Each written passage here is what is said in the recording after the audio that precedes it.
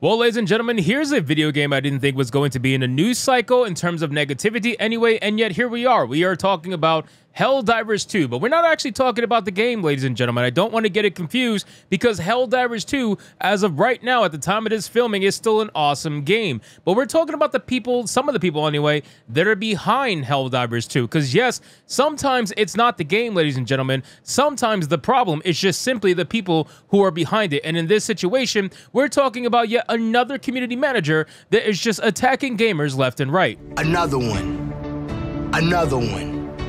Another one.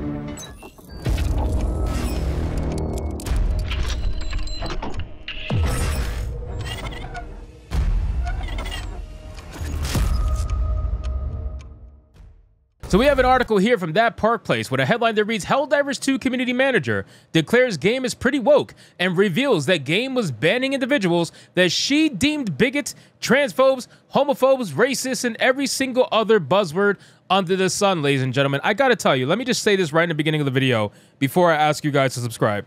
Listen, community managers, honestly, ladies and gentlemen, are the plague of the gaming industry right now. Almost every single one of them that we can see is literally just a psychopath. Like, where is the normal community managers? 95% of them are women who are white liberals who hate themselves and hate everybody else except for black dick. Like, I just don't understand why they are all promoted to this position, and yet they're supposed to be the ones that bring the community together. That's what's so upsetting. Community managers are supposed to be the ones to bring the community together, and yet they are the ones that are injecting identity politics into everything they tweet about, everything they talk about, and they divide the community. That is not what a community manager is supposed to do. So let's get into this article, guys. But of course, before we do, if you are new here, just consider hitting that subscribe button. I would greatly appreciate it, and like the video to push us out into that YouTube algorithm. It says Helldivers 2 community manager Catherine Baskin declares that the game is pretty woke and reveals that the game was banning individuals she and the developer Arrowhead Game Studios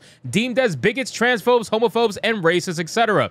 As brought to the public attention by Mark Kern, aka Grums, on X last month, Baskin replied to a Steam curator list that recommended Helldivers 2 and claimed that the game was not woke. She initially just wrote, laughing my ass off. However, in a response later in the thread, she wrote, plus Helldivers is pretty woke, dog. Game was made by a lot of LGBTQ people and brown people and black people and women, and it's a big satire on jingoisms. I don't know how to say that. Jingoism, whatever. Anyway, the point is, just because the game is made by LGBTQ people, brown people, black people, and women doesn't mean that the game is woke or is going to be woke. I've said this before, even though it's a very small percentage, you can have woke people actually make a good game. But the only way that's possible is if those woke people just control themselves. Just shut the fuck up for a second. Focus on the game itself.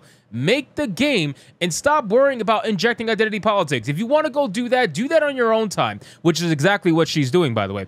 Do that on your own time. But the game itself, make a game that's going to be entertaining for the fans. Make a game that has a player base that you're trying to aim for, and just shut the fuck up. Like, that's really what it is. You guys need to just shut up and make the game. Now, granted, Helldivers 2, fantastic game. I've played it, I've streamed it, I've played with Beardo, I've played with a bunch of people. It is a fantastic game, and it's not going to change that anytime soon. However, it does make it a little bit worrisome, and I can't help but ask the question, what are they going to plan for the future of Helldivers 2? If they're sincerely banning people who they deem as bigots, transphobes, or whatever, it got to make you ask the question, what is in the future? Is this going to be a bait and switch? Is this going to be a game where they bring you in with an awesome game in the beginning and then they switch it up on you later?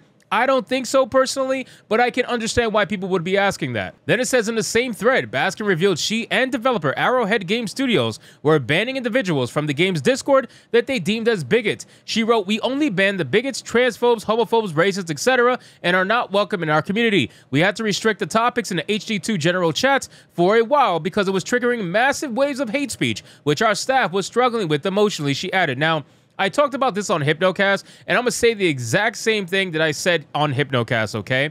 I think it's absolutely pathetic in every way imaginable that a grown-ass adult, by this person's standard, I guess, a grown-ass adult cannot handle bad comments on Discord. It makes you emotionally damaged. It makes you emotionally fragile. I cannot believe that you are a grown adult handling real-world grown adult issues, and Discord is the thing that's making you emotionally unstable. And that's not just you. That's apparently the entire dev team. How can you have a dev team so fragile is beyond me. That's how you know that these people work and live in echo chambers, ladies and gentlemen, because simple disagreements on Discord, simple opposite of whatever the hell they're thinking at the time, all it takes is for you to say, I disagree, and they're going to have emotional damage for the rest of the day. It is sad. It truly is sad, and it goes to show they hire people that all think the exact same way. They don't have anybody that disagrees with them politically or mentally at their workplace, because if they did, they would be not able to work. If you can't handle Discord comments, there's no way you can handle an actual disagreement in the workforce. It's impossible. I think you will lose your mind. So I just know for a fact they're in echo chambers based off what they just said right here.